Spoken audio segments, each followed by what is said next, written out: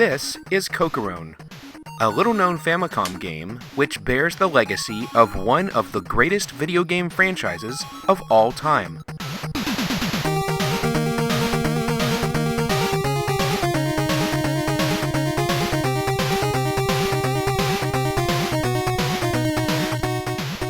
Many video games which are mega hits today came from humble beginnings. You have to wonder if the creators of games like Final Fantasy, Zelda, and even Mario had any idea of the impact that their creations would one day have not only on the gaming industry, but popular culture as well. But then you have lesser-known games, ones which could even be described as obscure. Games that may have been all but forgotten, despite the massive influence they might have had on the games that we play today. Hey there folks, John here from Biddy Kong's Quest, and today we're going to be covering one of those obscure titles. And this time, it's from the Famicom's library. It's a fascinating story that involves some of the most influential figures of the 8-bit gaming era. It's a story about dreams, the creative spirit, and even a mysterious disappearance. And it would all end in the creation of one of the NES's most famous and ludicrously expensive titles.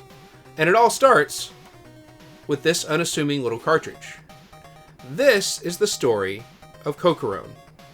And there's a lot to cover. Here we go.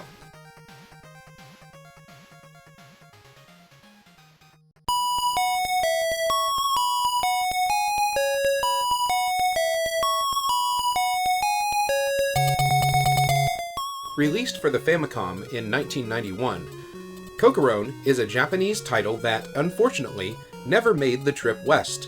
And that's a crying shame. At a glance, the game looks just like any other NES-era platformer, but when you look deeper, you'll find a more robust experience than most other games from that era could even dream of. And when you dig a little deeper, it's obvious why, as Cocoron's developers would eventually go on to make one of the system's most graphically advanced, critically acclaimed, and sought-after titles. But let's back up a bit, because before we start talking about any of that, we need to talk about the pedigree of the people that made this game. Or, more specifically, one person. This guy. Akira A.K. Kitamura.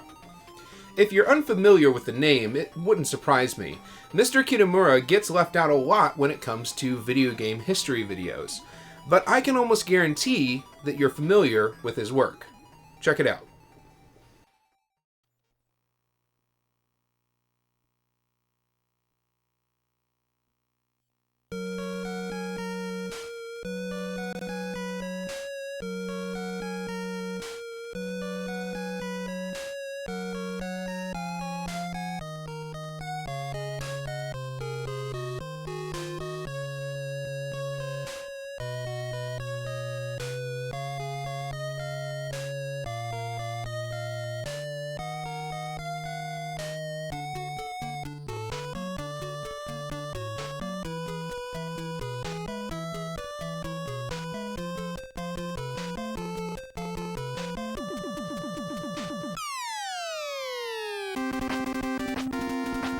That's right, this is the man responsible for the creation of one of gaming's most iconic characters, Megaman. And it's absolutely fascinating to me that the creator of such a beloved series, one that has spanned 130 plus entries over the course of its life, was created by somebody that most of us probably haven't even heard of. Now, before we move any further, we can't really talk about Kitamura without mentioning a much more well-known influence on the Mega Man franchise. Keiji Inafune, often called the father of Mega Man. Inafune is commonly credited as the main creative force behind the Mega Man series, and that's largely true, as he shepherded the series since very early on, starting with Mega Man 3. The truth is, it's hard to talk about Mega Man without mentioning Inafune.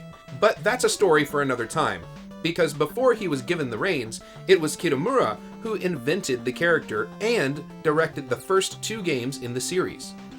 And despite some questionable marketing choices, the first 2 entries were decently successful for parent company Capcom. However, when it came time to direct the 3rd game in the series, Kitamura declined. So we're left with a question. Why would Megaman's creator abandon him? I mean, the series was successful enough, and Kitamura could have gone on to have a really prosperous career at Capcom. Well, as it turns out, success was never the point. To understand Kitamura's position, we need to take a minute to talk about Japanese corporate gaming industry culture in the 1980s and early 1990s. Those who have made it to the credits in a few NES games have probably noticed something strange about the names of the people who worked on the game that they just completed. Specifically, that most of the credited developers and artists use nicknames or pseudonyms instead of real names. Now, before writing the script for this video, I had always wondered why Japanese creators wouldn't want their names in the credits on the games they made. Was it just a fun tradition? Was it an unspoken rule? Or was it something more? Well, as it turns out, in Japanese corporate culture at the time, it was considered poor form to put your name on a game that was paid for and owned by the company you worked for, in this case, Capcom. And just in case this seems selfish or even weird, this is something that exists in other industries in different parts of the world as well. In the film industry, for example, there's something called auteur theory, which started in France in the 1940s. Auteur theory would later come into play in America with filmmakers like Alfred Hitchcock and other directors like him.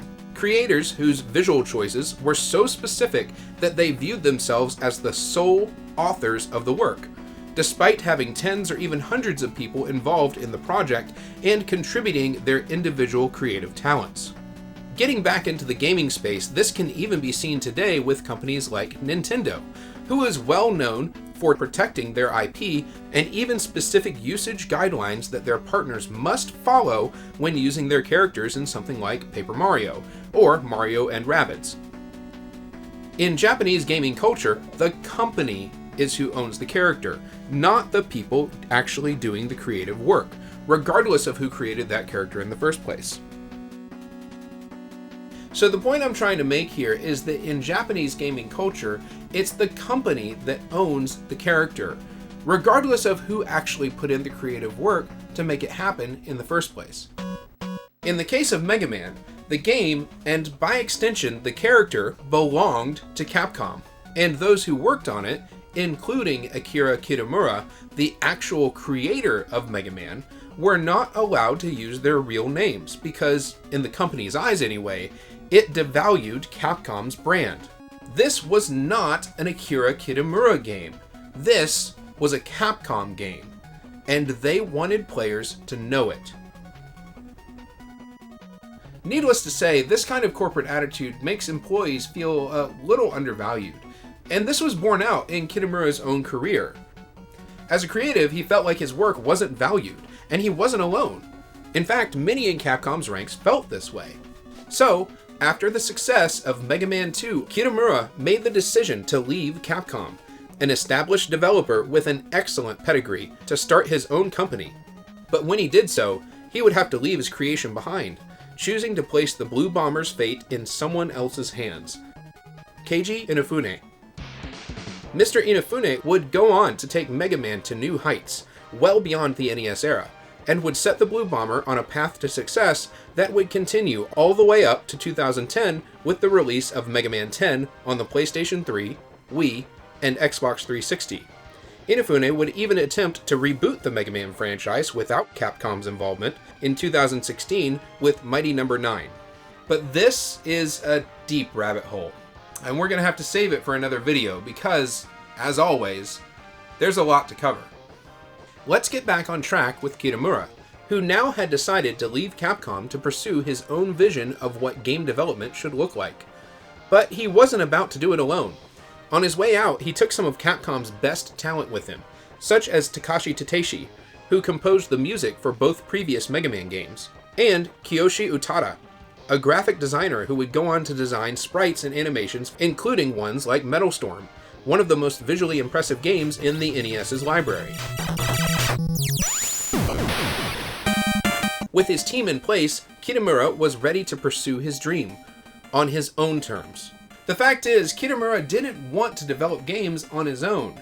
He pulled out all the stops to assemble his dream team, and once everything was in place, he established his very own video game development company, Takuru. For his first game, he would take all the lessons that he learned from his time with Capcom and Megaman, expand on them, and establish a series with a much brighter tone and a theme that, quite literally, reflected his desire for unbounded creativity in his games. And he would call it Cocoron.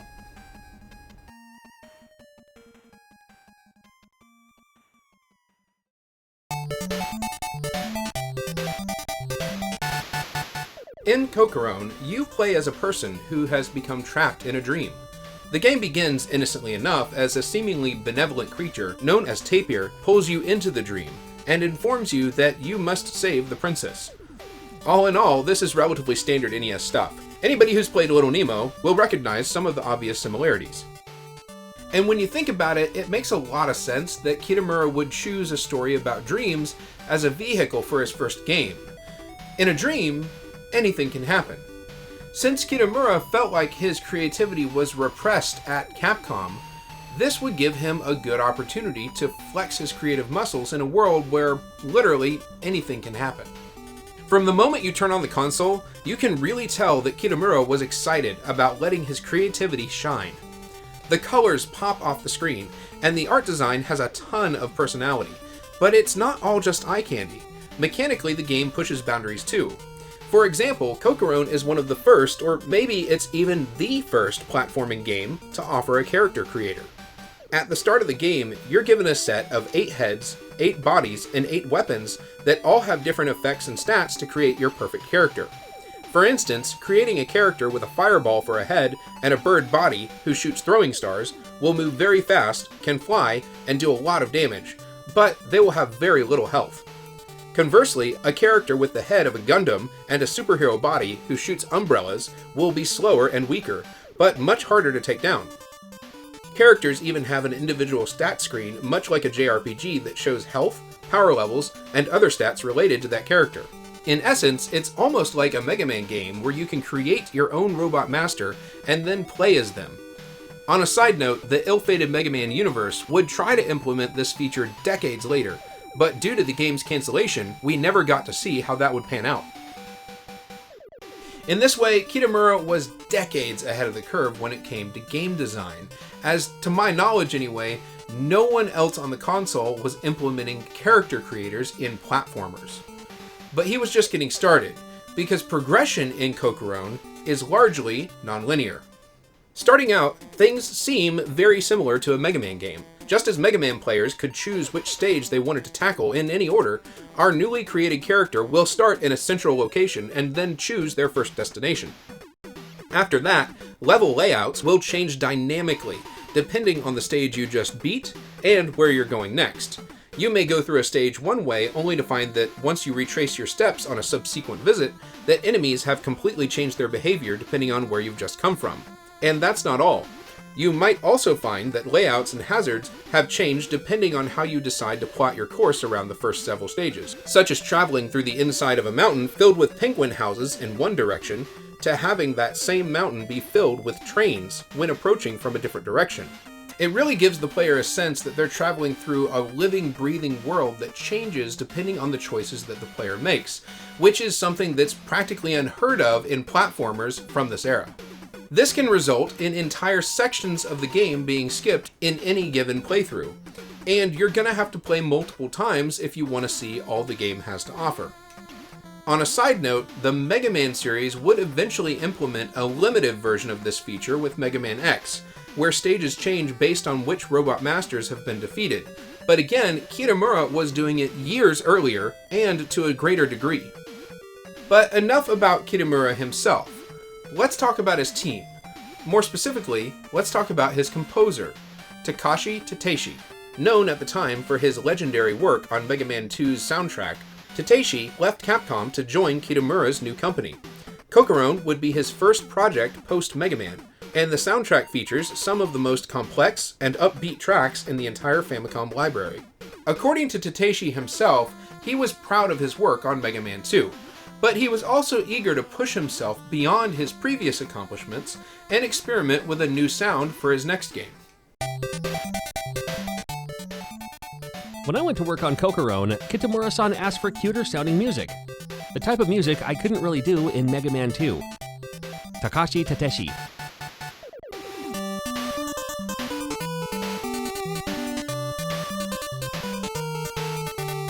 I'd say Takashi Tateshi hit the mark perfectly.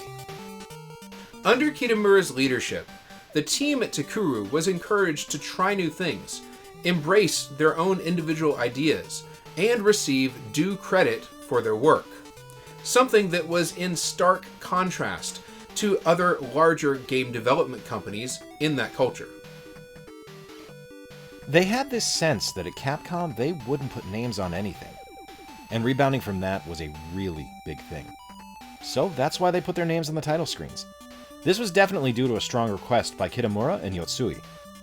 In particular, even though Kitamura was the birth parent of Rockman, he wasn't valued at all at Capcom. Kiyoshi Utada. In stark contrast to his time at Capcom, Kitamura wanted to ensure that his team put their actual names in the credits for Cocoron. But beyond that, Kitamura decided to place his credit sequence at the beginning of the game rather than the end, something that very few other games would dare to do at that time. It's a shining example of just how important the collaborative process was to Kitamura. Games were meant to be a team effort, not the sole product of one visionary director, or especially the company that bankrolls the project. As it turns out, Kitamura's leadership style seemed to pay off, with Cocoron becoming a moderate success for the fledgling company. And so, with his dream team assembled and his first successful title under his belt, it seemed like smooth sailing was ahead for Takuru.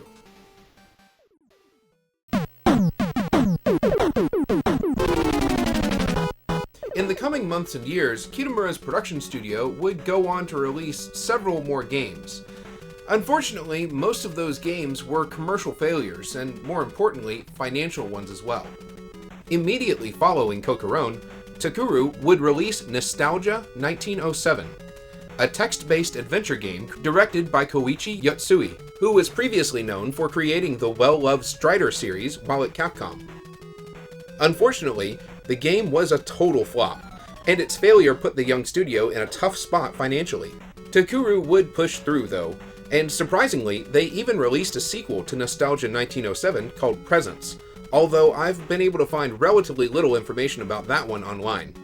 It seems like almost no one picked this one up, but if you're a fan of extremely obscure PC adventure games and you can read Japanese, the Internet Archive can help you out. And that brings us to Takuru's final release, but this one was big. If you've been hanging around the NES scene for a while, there's no doubt in my mind that you've heard of it. Take a look.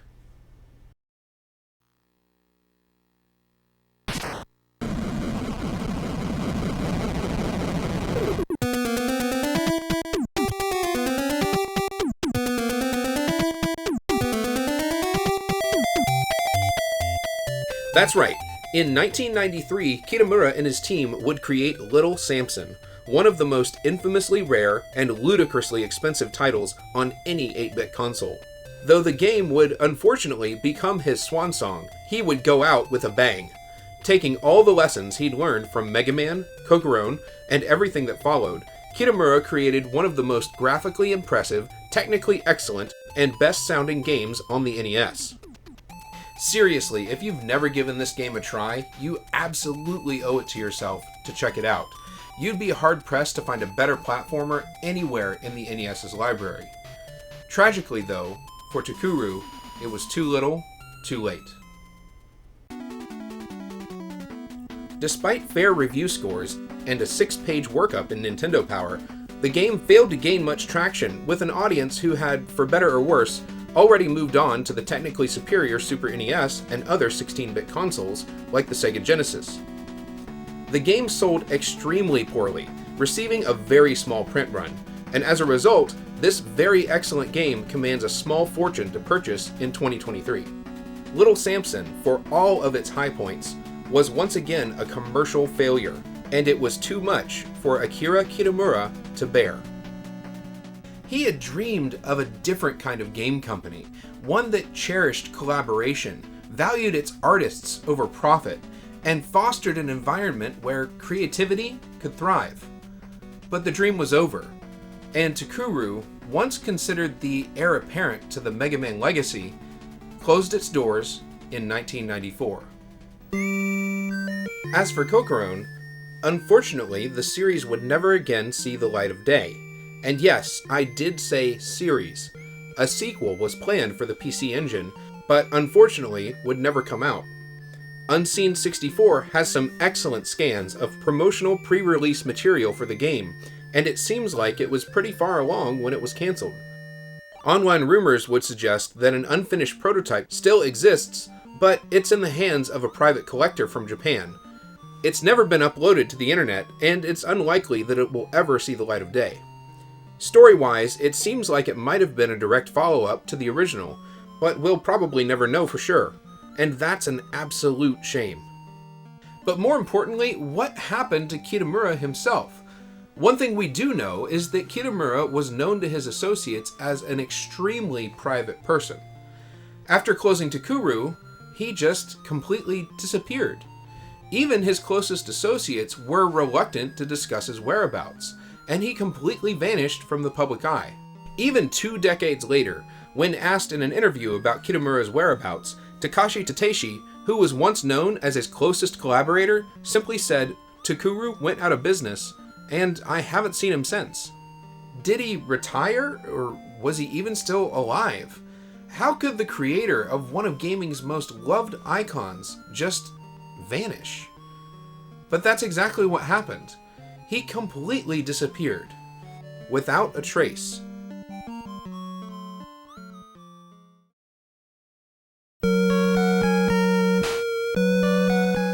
Almost 2 decades went by without word from Akira Kitamura, and the industry moved on without him. Megaman, now championed by Kitamura's once collaborator, Keiji Inafune, would go on to have a life of his own, spawning an incredible number of games across a ton of genres. As for Kitamura, some people said that he left the gaming industry altogether.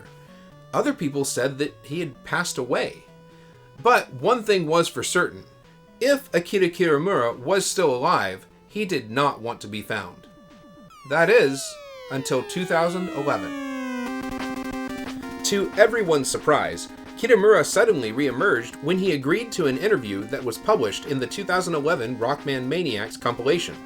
In this interview, he finally broke his decades-long silence to give fans an inside look into what it was like to create Megaman, including a deep dive into his creative process.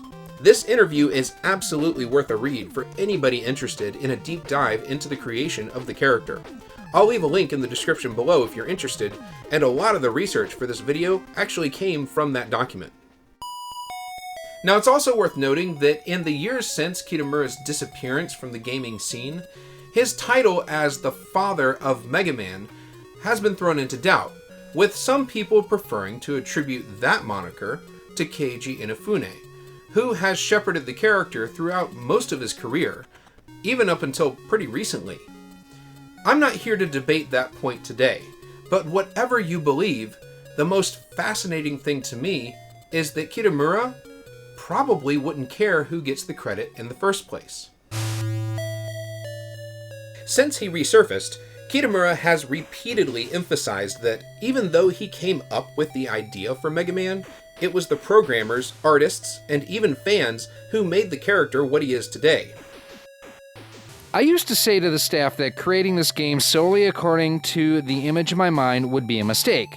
If we didn't make Mega Man from the sum of everyone's contributions, music, graphics, and the rest, it would be meaningless.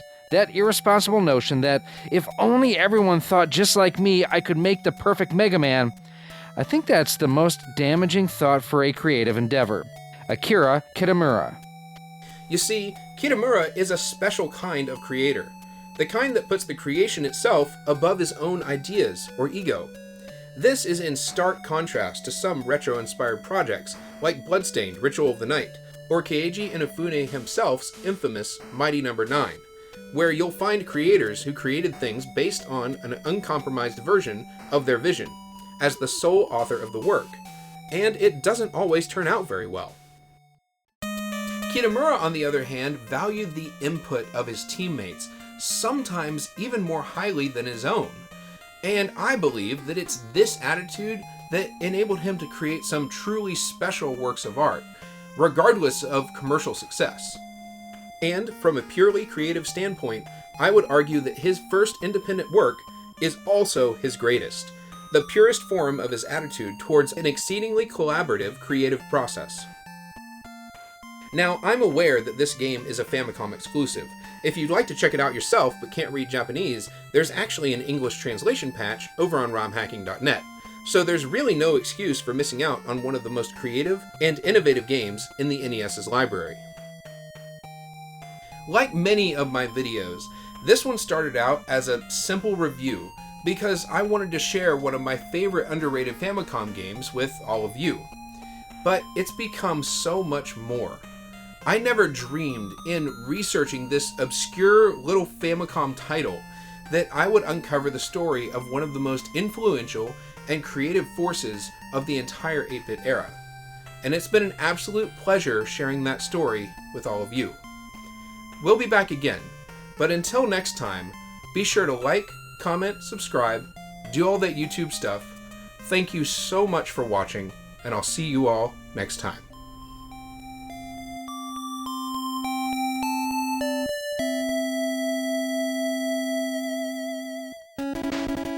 Hey there folks, got a bit of an epilogue for you on this one, which is pretty unusual. Usually these videos are pretty self-contained, but after I finished recording the copy for that entire long thing that you just watched, we actually got an announcement from Akira Kitamura himself that he is going to be working with Brave Wave Productions on some mystery new project.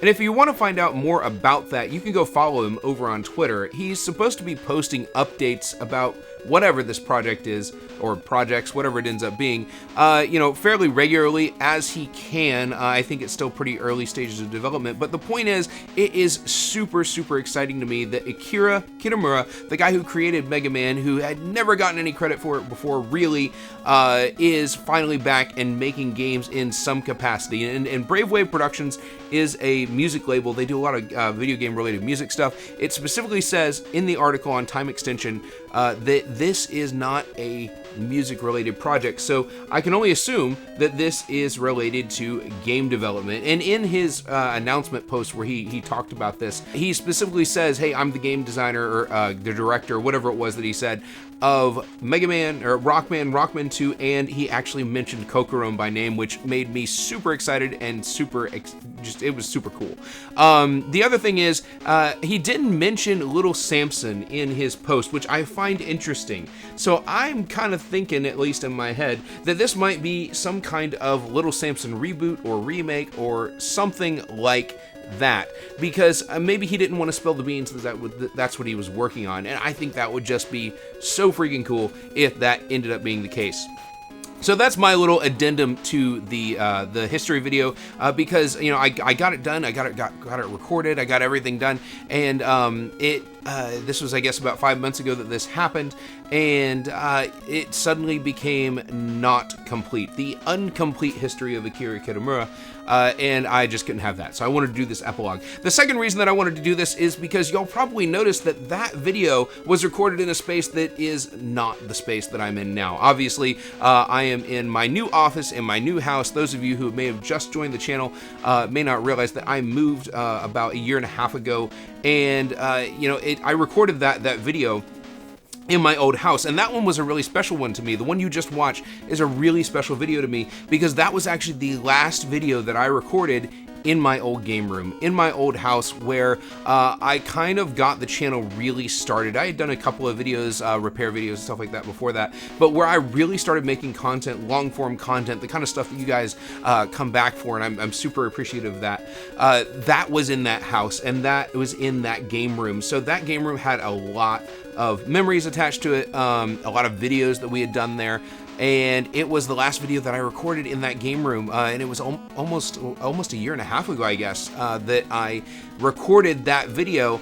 And then life happened. I got busy with work and then also moving and setting up this place and everything else. So that video that you just watched, that Cocoron history, it's been sitting on my hard drive for over 2 years, because the reality is, the one that you just watched was actually the third time I recorded that video. Sometimes these history videos, I record them, I'm just tired, or I'm not happy with how it came out, or the lighting was weird, or I flubbed my lines too much, or any number of other reasons. And sometimes it takes me a lot longer to get these things out there, because these things they take a ton of research and they take forever anyway.